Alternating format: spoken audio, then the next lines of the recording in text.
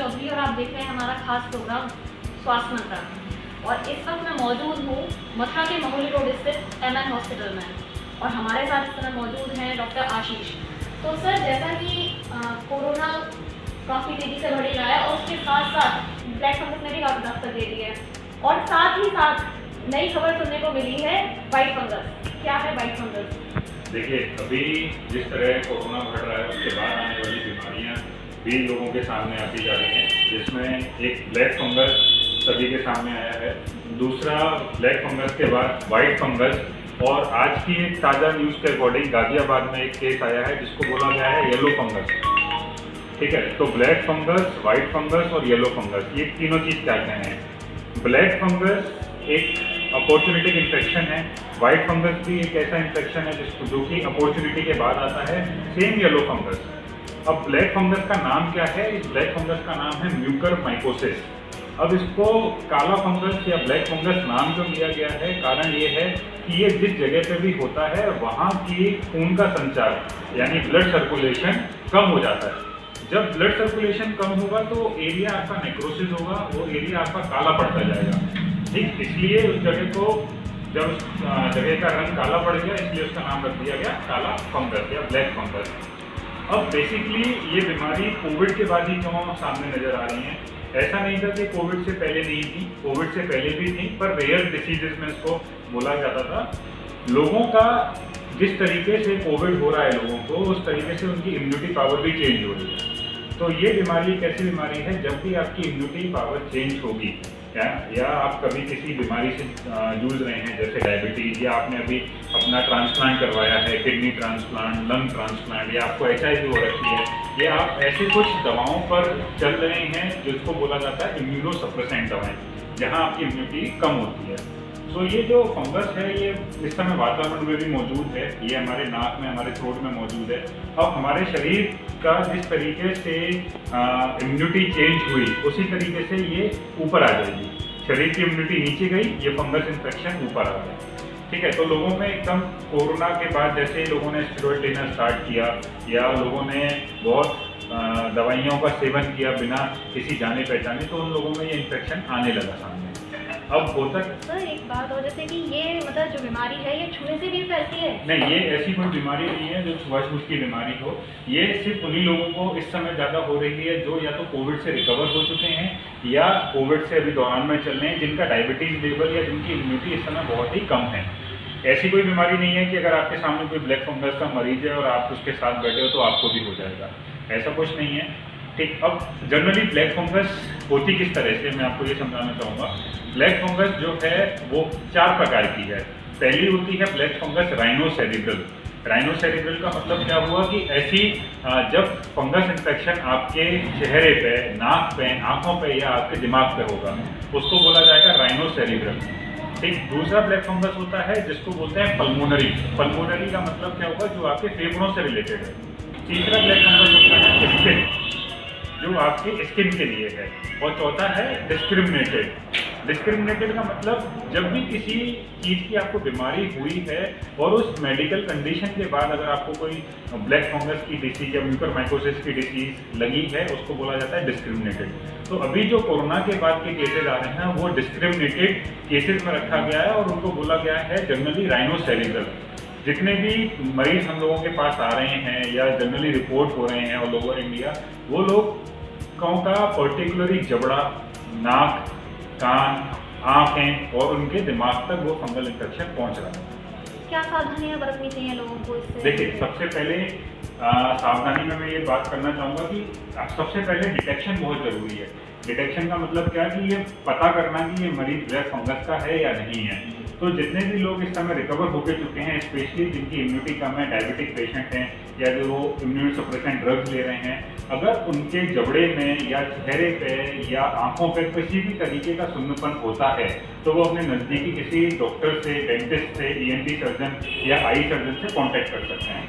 अब लोगों में किस किस तरह की सबसे पहले सिम्टम्स दिख रहे हैं। बहुत सारे लोग हमारे पास ये लेके आ रहे हैं कि उनके जबड़े में सुन्नपन है। दांतों का हिलना, नाक में से पानी आ रहा है, आंखों में से पानी आ रहा है, डबल विजन, एक की जगह 2 लोग उनको देख रहे हैं, आंखों की रोशनी तक धीरे धीरे कम होती जा रही है। तो अगर ऐसी कोई परेशानी अगर आपको लग रही है तो आप जनरली अपने जाइए, डॉक्टर से मिलिए और इसको जल्दी से जल्दी डिटेक्ट करवाइए। ठीक, तो ये और सबसे बड़ी बात कि सिर्फ कोरोना की वजह से ब्लैक फंगस हो रहा है, ये धारणा अभी गलत भी बोली गई है, क्योंकि जितनी भी रिपोर्ट्स आ रही हैं ICMR के थ्रू भी, तो उसमें ये बोला गया है कि ये फंगस उन मरीजों में भी हो रहा है जिनको कोरोना नहीं हुआ। ठीक, वो मरीज पहले से किसी इन्फेक्शन हुआ होगा उनको, या डायबिटिक हैं, या स्पेशली ऐसे भी मरीज उन लोगों को देखा गया जो मास्क को बहुत लंबे समय तक यूज कर रहे हैं, यानी एक ही मास्क वो 2 दिन, 3 दिन, 4 दिन, 5 दिन, 10 दिन चला रहे हैं, क्योंकि वो मौजूदा समय आपके वातावरण में आपने एक मास्क को 10 दिन तक पहना है तो वो सारा फंगस आपके मास्क पर लग जाएगा और फिर आप सांस लेंगे तो वो नाक के थ्रू आपके फेफड़ों तक जाएगा। सो सफाई और डिटेक्शन ये बहुत ज़रूरी है अभी इसको जानने के लिए, और जैसे ही अगर आपको सिम्टम्स लगते हैं तो आप अपने नज़दीकी डॉक्टर से संपर्क करें। तो जैसा कि सर अभी आपने बोला कि मतलब कोरोना की वजह से ये ब्लैक फंगस नहीं हो रहा, तो इतनी मौतें क्यों हो रही हैं? देखिए, ये ब्लैक फंगस ऐसा नहीं है कि ये पहले नहीं था, कोरोना से पहले। ये जब कोरोना की फर्स्ट वेव आई थी तब भी हमें केस मिले थे, और कोरोना की जब फर्स्ट वेव नहीं थी, यानी जब नॉर्मल कंडीशन चल रही थी, तब भी ब्लैक फंगस के केसेस आते थे, पर वो बहुत रेयर होते थे कि हज़ारों में से किसी एक को हो गया, 10,000 में से किसी एक को हो गया। अब कोरोना के बाद एकदम ही इसके केस आने, सेकेंड वेव के बाद इसके केस आने इसलिए स्टार्ट हुए क्योंकि बहुत कम्युनिटी स्प्रेड हुआ। कम्युनिटी स्प्रेड होने के बाद लोगों का ट्रीटमेंट किया गया, जहां लोगों को स्टेरॉइड थेरेपी दी गई थी, जहां ऑक्सीजन सप्लाई बहुत ज़्यादा हुआ था। फर्स्ट जब किसी पेशेंट को हम लोग स्टेरॉइड देते हैं तो उसकी इम्यूनिटी वैसे ही अल्टर होती है। उस कंडीशन में क्या हुआ, जब पेशेंट डायबिटिक था या इम्यूनिटी उसकी कोरोना की वजह से वैसी लो गई और उस कंडीशन में भी उसको स्टेरॉइड थेरेपी दिया गया, तो वहाँ पर हमारे लिम्फोसाइट सेल्स जो हमारे ब्लड में होते हैं वो लिम्फोसाइट सेल्स का काउंट नीचे चला जाता है। जब लिम्फोसाइट का काउंट नीचे चला जाता है, ये फंगल इन्फेक्शन अपने आप ऊपर आ जाता है, चाहे कोई बॉडी में कोई भी अपॉर्चुनिटी इन्फेक्शन हो। सो कोरोना होने के बाद ब्लैक फंगस के इसलिए सामने ज़्यादा है जस्ट बिकॉज जो स्टेरॉइड थेरेपी चली हैं या जो इम्यूनिटी सप्रेस हुई है वो इसका कारण है। ठीक है, पहले भी आते थे, उससे पहले भी कई साल पहले आए हैं। 2003 में जब सार्स आया था तब भी बहुत सारे फंगल इन्फेक्शन आए थे, पर कारण यही है इम्यूनिटी सप्रेशन। अभी इतने ज़्यादा केस सामने इसलिए आ रहे हैं बिकॉज कम्युनिटी स्प्रेड होने के बाद स्टेरॉइडल थेरेपी लोगों को दी गई, उसी स्टेरॉइडल थेरेपी का ये एक साइड इफेक्ट माना जाता है। देखिए, ब्लैक फंगस का नाम है म्यूकरमाइकोसिस। मैंने बताया कि ब्लैक फंगस क्यों बोला जा रहा है, क्योंकि उस जगह का खून संचार कम हो रहा है। ठीक, वाइट फंगस का नाम है कैंडिडा। ओके, अब ये वाइट फंगस क्यों इसको बोला जाता है, क्योंकि जब भी ये जिस जगह पे होता है वहाँ पर ये अब सफ़ेद रंग के चकत्ते दिख देता है, यानी अगर ये आपके मुंह में होगा तो आपको सफ़ेद कलर का एक चक्का सा दिखेगा। और जब कोई भी पेशेंट अपने मुंह जब उसको देखेगा या उससे हाथ से टच करेगा या जीभ से देखेगा तो उसको ऐसा लगेगा कि उसने कोई कॉटन अपने मुंह में लग रखी है। ठीक, तो इसीलिए इसका नाम दिया गया वाइट फंगस। अब दोनों में अंतर क्या है? वाइट स्पेशली जो ब्लैक फंगस है उसमें होता क्या है कि आपके आँखों पे, नाक पे, आपके जबड़े में, मुँह में, लंग्स में मौजूदा आपको मिलेगा। वाइट फंगस शरीर के किसी भी हिस्से पे हो सकता है, आपके जेनिटल एरियाज, आपके मुंह के अंदर, आपके फेफड़ों में, आपकी स्किन पे, आपके नेल्स में, ये कहीं पे भी हो सकता है वाइट फंगस। स्पेशली डायग्नोस करने के लिए इसके जो टेस्टिंग हम करते हैं, वाइट फंगस को थोड़ा सा इस समय इसलिए खतरनाक बोला जा रहा है क्योंकि अगर जिन भी पेशेंट्स में ये वाइट फंगस हो रहा है तो ये डायग्नोस करना कि ये पेशेंट में कोरोना है या वाइट फंगस है, ये थोड़ा सा मुश्किल है। किस वजह से हो रहा है? देखिए, सेम इम्यूनिटी, सेम इंसान की इम्यूनिटी सप्रेस हो रही है इसकी वजह से।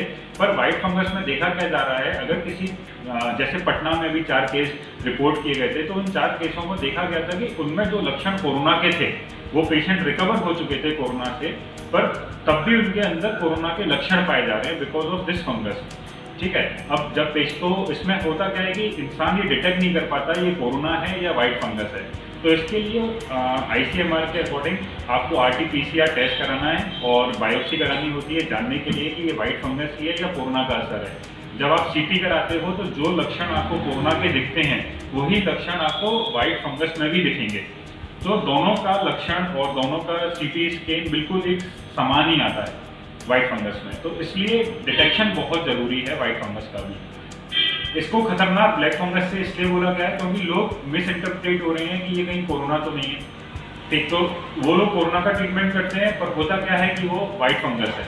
तो थोड़ा ब्लैक फंगस को आप डिटेक्ट कर सकते हो बहुत आसानी से, पर वाइट फंगस जब वो छाती में होगा, लंग्स में इंफेक्शन देगा, तो उसको डिटेक्शन बहुत मुश्किल है, इसलिए उसको खतरनाक बोला गया है। सर जैसे कि मतलब अगर हमें लगता है कि हमें ब्लैक फंगस या वाइट फंगस है तो हम किस डॉक्टर से सलाह ले सकते हैं इस बारे में? देखिए शिवानी जी, इसमें एक डॉक्टर की सलाह इम्पोर्टेंट नहीं है। आपको अगर जब भी इस तरह से या किसी मरीज को इस तरह की प्रॉब्लम आती है तो वो अपने आई सर्जन से, अपने नाक कान गले ENT सर्जन से, वो अपने डेंटल सर्जन से जाके मिलें, क्योंकि इसमें सिर्फ एक चीज़ का सिम्टम लाना नहीं होता। आपका जबड़ा, आपका मुंह, आपके नाक भी इन्वॉल्व होते हैं, आपकी नाक भी इन्वॉल्व होती है, आपकी आँख भी इन्वॉल्व होती है। तो सर जैसे कि आपने बताया कि आपने मतलब तो कोविड है, कोविड को हर डॉक्टर देखना नहीं पसंद करता है। कोविड वाले लोगों से हर कोई मतलब संपर्क में नहीं आना चाहता है, तो ऐसा इतना भी है?